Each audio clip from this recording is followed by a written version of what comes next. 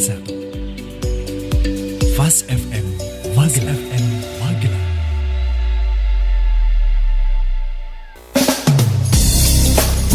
Assalamualaikum warahmatullahi wabarakatuh. 90.1 Fast FM Family Radio, warna baru untuk keluarga. Selamat pagi keluarga Fast. Alhamdulillah pagi hari ini kembali hadir untuk menemani aktivitas Ada edisi Kamis 30 Juli 2020. Reni akan coba menjadi teman terbaik Anda di Fast Family sampai jam 12 nanti. Tapi di jam 9 sampai jam 10 kita akan berdialog bersama rekan-rekan profesional dari HIMSI Indonesia ya, Himpunan Psikologi Indonesia untuk wilayah Kedu. Saat ini kami telah bersama dengan narasumber yang juga sebagai Ketua HIMSI untuk area Kedu dan sebagai dosen Universitas Ahmad Dahlan. Kita sapa dulu Dr. Riana Masyar. Assalamualaikum Ibu Riana. Waalaikumsalam warahmatullahi wabarakatuh Mbak Reni. Alhamdulillah, kabar baik Ibu? Alhamdulillah baik sekali. Baik sekali dan semangat banget ya Bu ya. Alhamdulillah, baik deh. Kita pagi hari ini keluarga Fas akan membahas masih berkenaan dengan pandemi COVID-19 dan di sini tugasnya Bu Riana luar biasa untuk meningkatkan rasa percaya diri dan semangat di tengah pandemi ya Ibu ya. Dan tema kita adalah ketahanan keluarga selama masa pandemi. Sudah tepatkah apa yang kita lakukan bersama-sama saat ini? Nanti monggo keluarga Fas bisa bertanya langsung dengan Ibu Riana lewat 314330 atau SMS dan juga WhatsApp-nya di 0815 78709640. Mengawali perbincangan kita nih Bu Riana, ketahanan keluarga itu sebenarnya seperti apa sih Bu? Pengertiannya dulu mungkin ya. Oke. Ketahanan keluarga dalam hal ini Mbak Reni merupakan salah satu kemampuan keluarga untuk menghadapi berbagai macam kondisi krisis yang dihadapi oleh keluarga itu. Jadi sebagaimana kita tahu bahwa setiap keluarga mereka pasti punya badainya sendiri-sendiri, punya kondisi krisisnya sendiri-sendiri. Ada keluarga yang kondisi krisisnya ada di masalah ekonomi, ada yang kondisi krisisnya terkait dengan penyakit misalnya, mungkin salah satu anggota keluarga entah orang tuanya entah anaknya menghadapi satu kondisi sakit yang mungkin kronis. Kemudian bisa juga krisis ini terkait dengan berbagai macam isu yang lain, entah itu misalnya terkait dengan anak-anak, perkembangan anak-anak, mungkin anak-anak yang ada keluarga yang mereka memiliki anak yang mengalami kebutuhan khusus misalnya, atau dalam proses komunikasi orang tuanya sendiri. Jadi berbagai macam krisis ini pada keluarga yang memiliki ketahanan keluarga yang bagus, family strength-nya bagus, mereka akan memiliki kemampuan untuk menghadapi, mengelola dan menyelesaikan masalah dari berbagai macam krisis yang dialami oleh keluarga itu. Jadi kalau misalnya kita bicara tentang keluarga, di setiap keluarga itu kan di setiap tahap perkembangan keluarga ada keluarga baru, ada keluarga dengan anak-anak, ada keluarga dengan remaja, keluarga lanjut, kayak itu mereka punya tantangan-tantangan sendiri Mbak Reni. Nah di setiap tahapan perkembangan ini, tahapan perkembangan keluarga ya, itu ada krisisnya, ada berbagai macam badai yang harus dilalui. Nah keluarga yang memiliki ketahanan adalah keluarga yang mereka mampu untuk menghandle berbagai macam krisis itu dengan baik dan semua anggota keluarga bisa berkembang dengan baik. Nah, ketahanan keluarga ini tidak selalu terkait dengan bentuk keluarga yang misalnya harus keluarga yang memiliki ketahanan adalah keluarga yang harus sempurna, ada ayah, ada ibu, ada anak, nggak selalu, karena seringkali bentuk keluarga itu kan ada yang single parent, ada yang keluarga full team, ada yang keluarga mungkin tanpa anak misalnya kayak gitu ya. Jadi apapun bentuk keluarga itu, ketika keluarga itu memiliki ketahanan untuk menghadapi berbagai macam krisis yang dialami, maka seluruh anggota keluarga itu mereka akan bisa berkembang dengan baik. Itu gambaran umum terkait dengan ketahanan keluarga Mbak Reni. Oke, berarti seperti support systemnya gitu ya Bu Riana. Sekuat setangguh ketahanan itu pun ya sekuat itu kita bisa menangkal segala macam badai dan krisis tadi. Iya. Oke, ada beberapa ciri nanti Mbak Reni, saya akan membahas tentang 6 ciri keluarga yang mereka mampu mengembangkan ketahanan yang baik gitu. Jadi 6 ciri keluarga ini lebih banyak terkait dengan kualitas psikologis Mbak. Jadi walaupun salah satu keberhasilan penting dalam keluarga itu terkait dengan aspek ekonomi, tetapi ternyata untuk membentuk ketahanan keluarga yang baik itu malah tidak ada ciri-ciri kekuatan ekonomi di situ. Jadi walaupun sebuah keluarga ekonomi itu penting, uang itu penting gitu ya, tapi itu bukan hal yang utama ternyata untuk bisa membentuk sebuah keluarga yang kuat. Nah, ciri yang pertama ternyata malah berkaitan dengan sangat psikologis. Jadi terkait dengan bagaimana di dalam keluarga itu ada kemampuan untuk saling merasakan kehangatan dan penghargaan. Jadi keluarga yang kuat mereka biasanya yang memiliki ketahanan gitu ya, mereka biasanya di antar anggota keluarga itu punya keterikatan emosional, Mbak Reni. Jadi ada kehangatan di sana, ada saling membutuhkan, ketergantungan. Iya.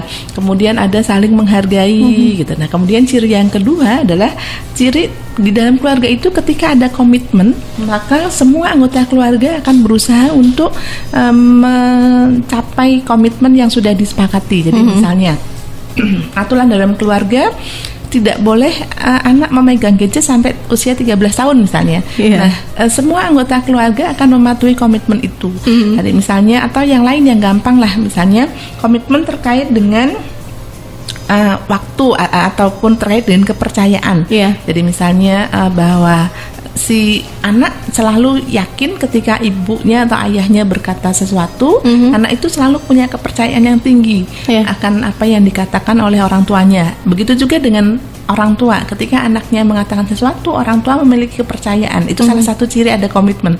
Tapi kalau tidak ada komitmen, maka dalam keluarga itu nanti selalu ada kecurigaan, selalu ada saling sindir menyindir misalnya kayak gitu. Nah, itu ciri ada benih-benih ketidaktahanan dalam keluarga. Oke deh. Ya, ini ada 6 ya. Ibu baru 2 begitu ya. Ini menarik sekali. Nanti kita akan bahas setelah jeda beberapa informasi yang mau lewat, dan kita masih menunggu kebersamaan keluarga Fas yang mau ikutan bergabung lewat 314330 atau SMS dan juga WhatsApp-nya di 081578709640. Sudah di checklist belum? Itu Anda sudah masuk dalam situ belum? Baru nomor 2 aja udah kayak deg-degan ya. Ternyata komitmen ini yang luar biasa sebenarnya ya Ibu. Kalau kita bahas lebih dalam, komitmen ini susah-susah gampang. Betul. Untuk kita jalankan. Kadang sebagai orang tua, antara ayah dan ibu aja kadang komitnya suka dibilang nggak komit ini. Betul sekali. Oke, kita jeda dulu ya Bu Riana, kasih informasi yang mau lewat, dan untuk Anda keluarga Fas, kami masih nantikan kebersamaan Anda sampai nanti jam 10. 90.1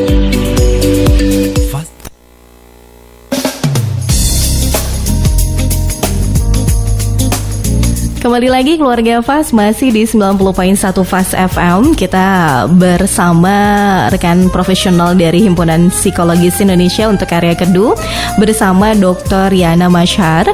Beliau juga sebagai dosen dari Universitas Ahmad Dahlan yang juga ketua Himsi Kedu. Luar biasa nih waktunya kita belajar ya keluarga Fas, karena tema kita pas banget, ketahanan keluarga selama masa pandemi.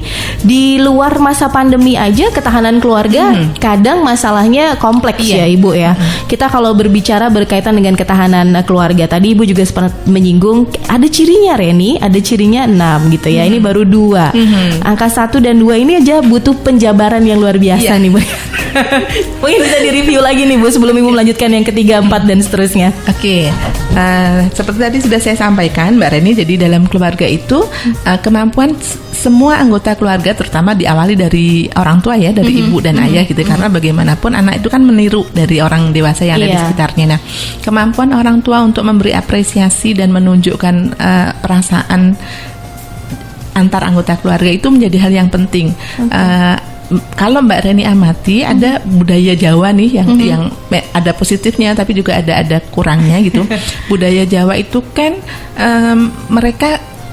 kita yang dibesarkan di Jawa itu relatif bukan orang-orang yang asertif untuk mengungkapkan perasaan. Benar. Untuk mengungkapkan rasa sayang, untuk mengungkapkan kekaguman, itu aja kita kadang-kadang malu, sungkan gitu ya untuk menyampaikannya. Nah, ketahanan keluarga yang baik adalah ketahanan keluarga yang di antar anggota keluarga itu saling bisa mengekspresikan rasa sayang, rasa penghargaan, kekaguman, kemudian juga kemampuan untuk menghormati, gitu ya. Jadi kepedulian. Nah, ini benar-benar dimunculkan. Juga termasuk nanti di situ adalah kemampuan untuk saling memberikan hiburan satu dengan yang lain. Jadi humor itu satu hal yang penting untuk menjalin adanya kehangatan dalam keluarga. Nah, kalau kita keluarga saya, keluarga Mbak Reni gitu ya, kita pengen keluarga kita memiliki ketahanan keluarga yang bagus, maka kita sebagai orang tua perlu nih belajar untuk, kalau kita orangnya tipenya serius ya, kita perlu belajar nih bagaimana sih supaya bisa lucu tapi nggak garing di hadapan anak-anak gitu ya.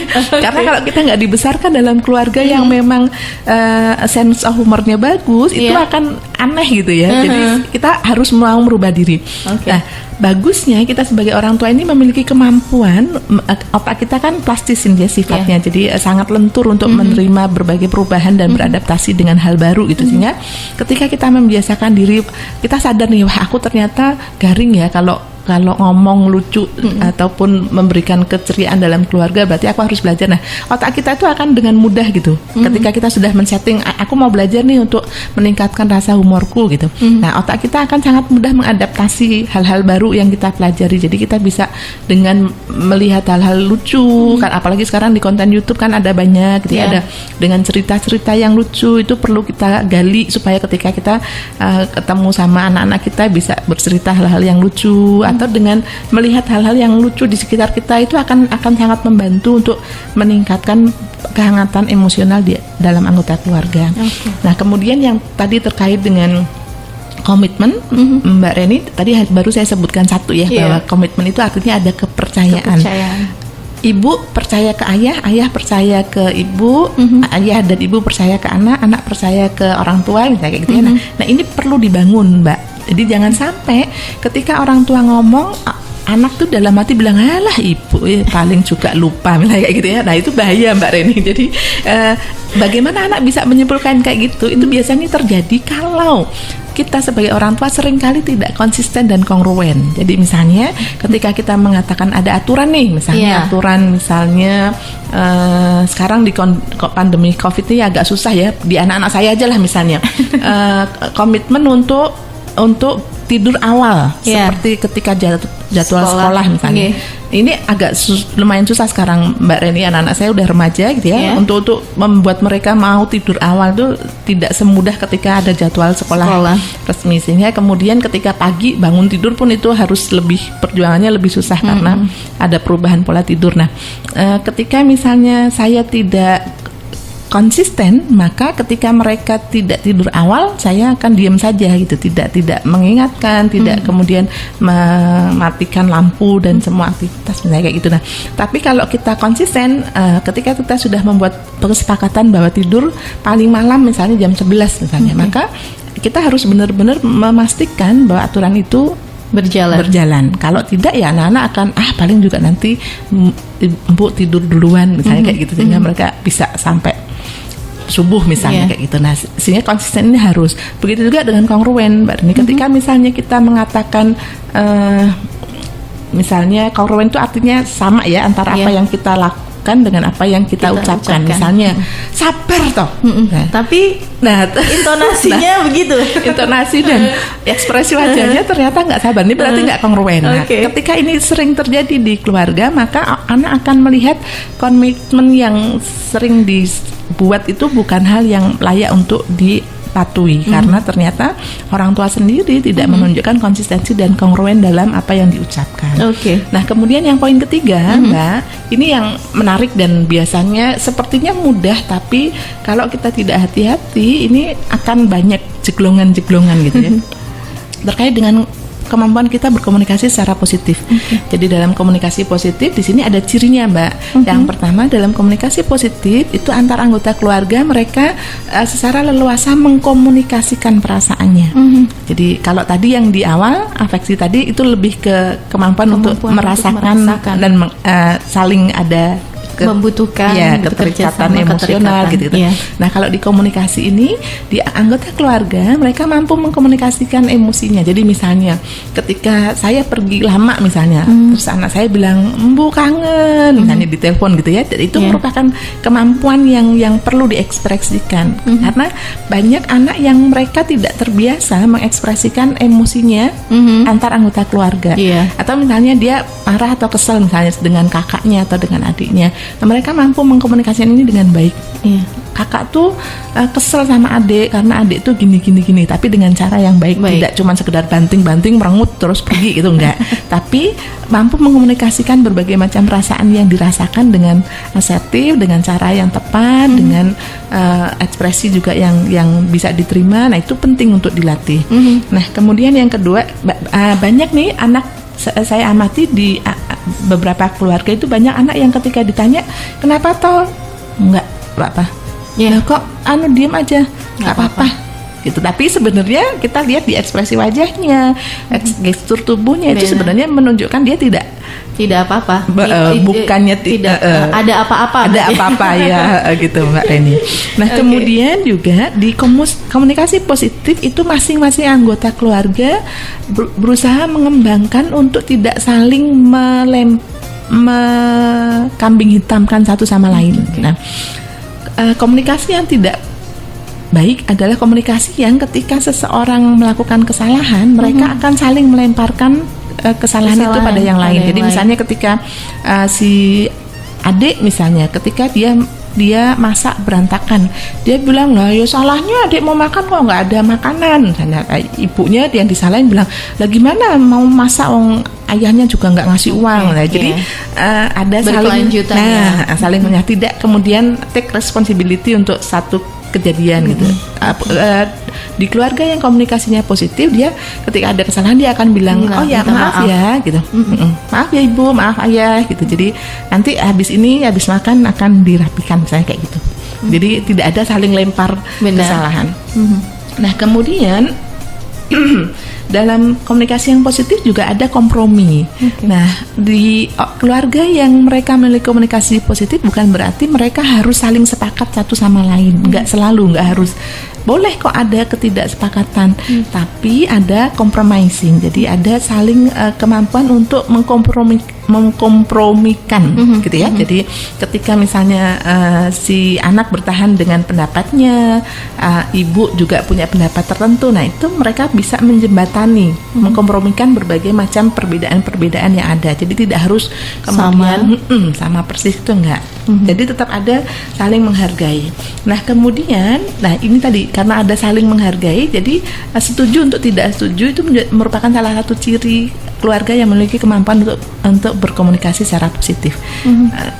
Dan ini bukan hal yang mudah kalau tidak dilatih gitu. Jadi setuju untuk tidak setuju itu sesuatu hal yang memang harus dibangun, didasari tadi di awal Mbak Ren. Jadi ada saling menghargai, ada saling bisa mengapresiasi, bisa melihat bahwa apa yang tidak sama dengan kita itu tidak selalu buruk, misalnya kayak gitu. Nah, hal-hal seperti itu harus dilatih dulu di awal sebelum kita mampu mengembangkan komunikasi yang positif.